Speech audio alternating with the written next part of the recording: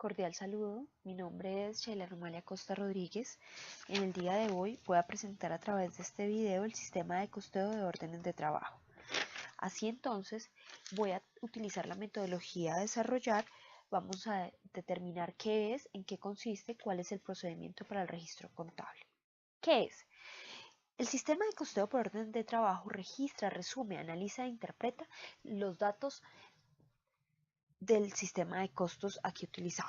Permite reunir separadamente cada uno de los elementos del costo para cada trabajo u orden de trabajo, así determinando entonces cuáles van a ser los materiales, cuántos se van a utilizar y cómo va a ser el costo de los mismos, la mano de obra y los costos indirectos de fabricación.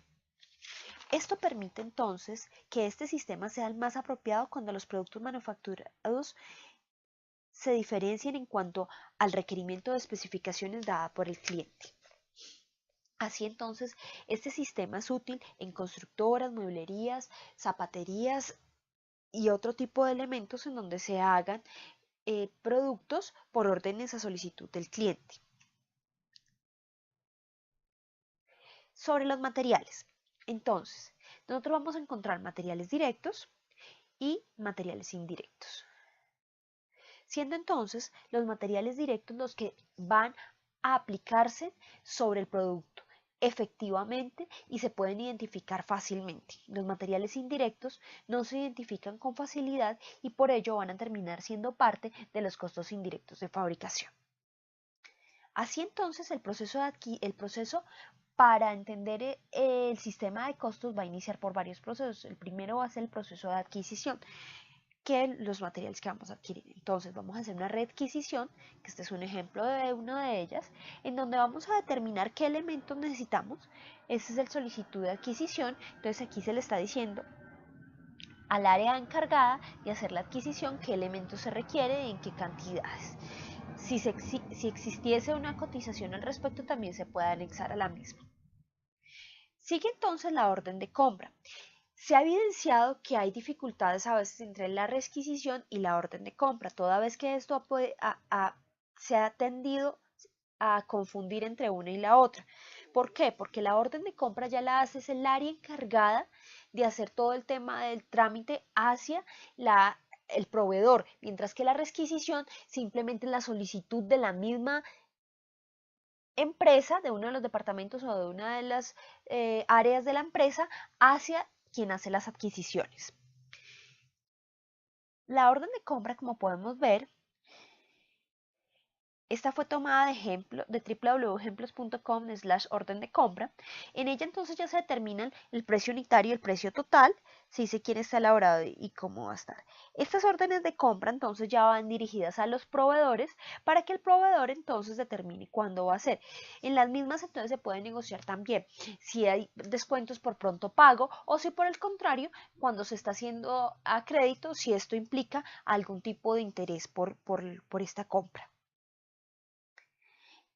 Esto implica que el original de esta orden de compra se queda con el proveedor, el departamento de contabilidad debe hacer el registro debido y el departamento de compras debe entonces hacer el seguimiento de esta orden de compras. Así entonces, una vez obtenida la orden de compras en este proceso de adquisición, viene la entrada de materiales y suministros. ¿Qué implica con ello?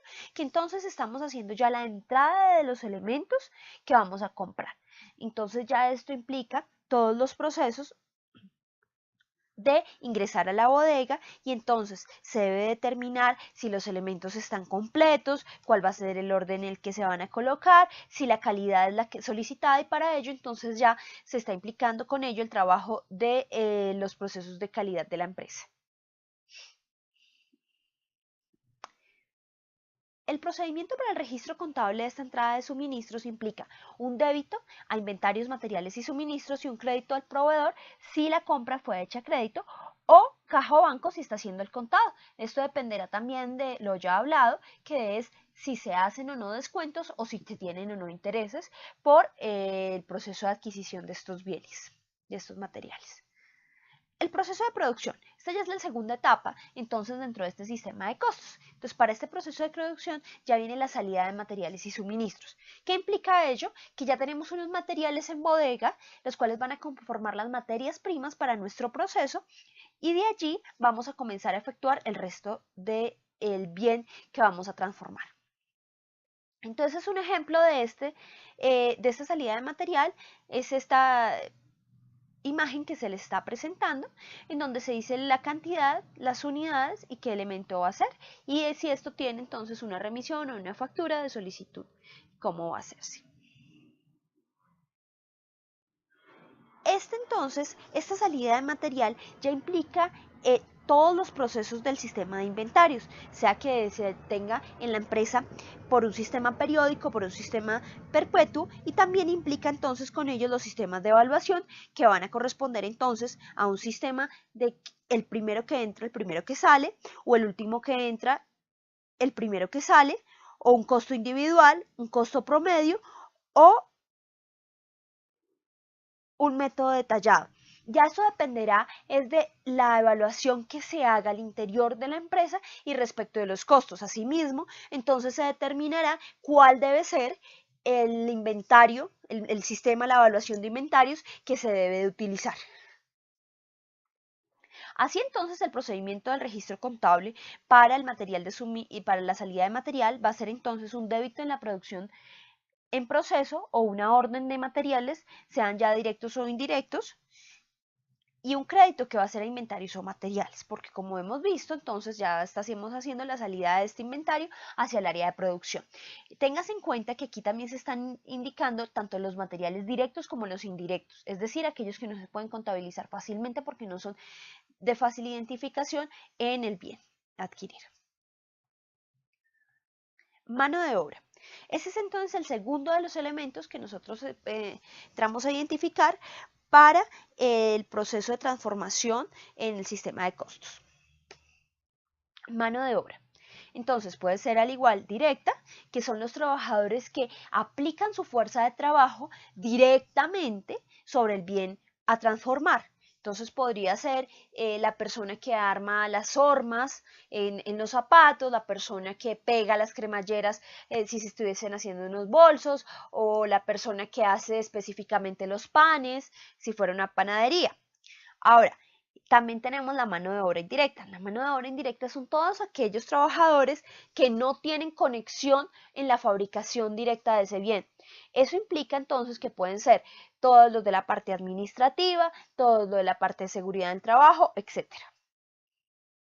Entonces, dentro de este proceso de producción, la mano de obra va a ser catalogada a través de tres sistemas, a través de tres elementos, que va a ser el control del tiempo, que va a implicar entonces cuánto es la mano de obra, cuánto se demoran para hacer determinado producto, determinada fase en la producción. Eso se hace a través de control de tiempo, la preparación de la nómina y el registro de nómina. Entonces, tanto en la preparación de la nómina como en el registro de nómina, entonces comienzan ya a materializarse ese control de tiempo que se hace. Entonces, sobre las 8 horas que se debe elaborar, cuánto tiempo se demora en hacer determinado producto. Este tiempo entonces implica que cuánto por cada una de las secciones o áreas que hace ese producto. Asimismo, entonces vamos a determinar todos los procesos de pagos a la seguridad social, salud, pensión, riesgos profesionales. A su vez, en la liquidación de esa nómina, entonces va a venir todo el tema de cajas de compensación, y con ello, entonces esta nómina se tiene que registrar y para darse los respectivos pagos. Asimismo, entonces se van a dar los salarios de los trabajadores y todas las prebendas, que sea por vacaciones, por primas, por cesantías que se tengan que liquidar por cada uno de los procesos que se ha desarrollado en la producción de este bien. Entonces, el registro contable para la nómina será un débito para la provisión de nómina y un crédito para caja o banco, debido a que se está haciendo entonces la salida hacia el pago de los salarios de los trabajadores. Esta misma condición entonces se puede ver reflejada cuando se pagan lo que son los aportes patronales en términos de salud o en términos de pensión. Asimismo, el pago de la ARL, de las prestaciones sociales como primas, cesantías y otras. Los costos indirectos de fabricación.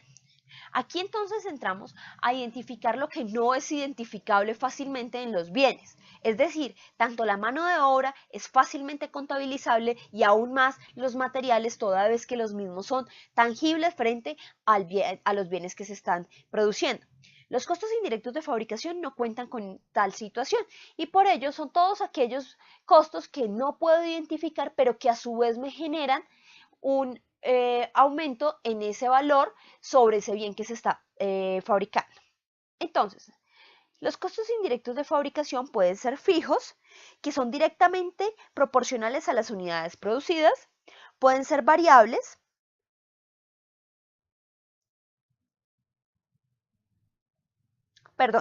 pueden ser variables cuando directamente son proporcionales a las unidades producidas, o fijos si permanecen constantes como la depreciación o los arrendamientos. Es decir, los costos fijos son todos aquellos que no dependen y que no están vinculados a el número de unidades producidas, mientras que los variables sí dependen de las unidades producidas.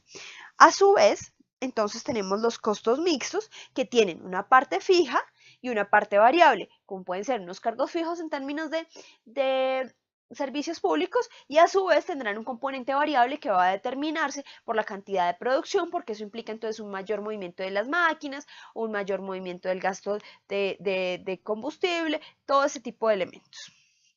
Entonces, el procedimiento para el registro contable. Entonces, aquí se determina a través de varios elementos, entre ellos los costos estimados y una tasa de aplicación. Esa tasa de aplicación está determinada por el nivel estimado de producción o capacidad productiva y el costo indirecto de fabricación estimado. Con ello, entonces tenemos unos costos indirectos de fabricación aplicados versus el control de costos indirectos de fabricación. Con ello, entonces se reúnen los dos y se determina cuál va a ser el costo indirecto de fabricación al final del proceso contable. Tenemos entonces que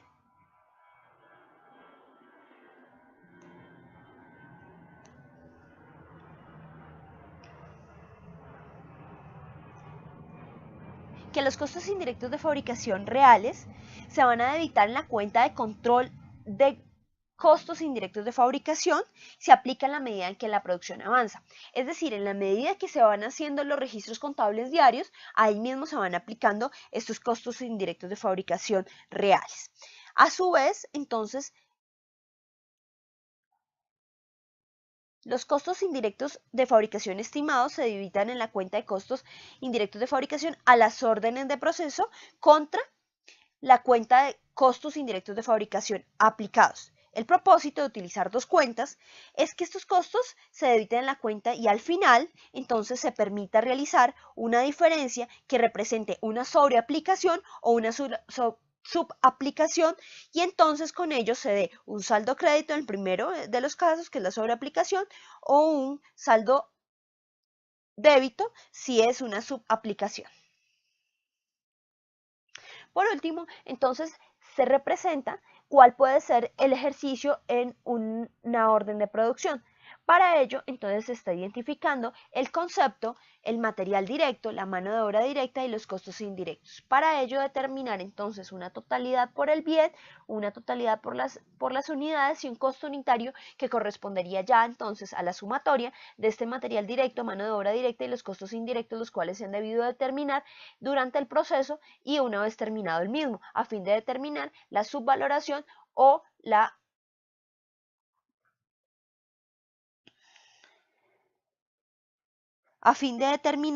sobreaplicación o la subaplicación de los costos directos. Por último, entonces, se presenta la bibliografía utilizada para este trabajo y muchísimas gracias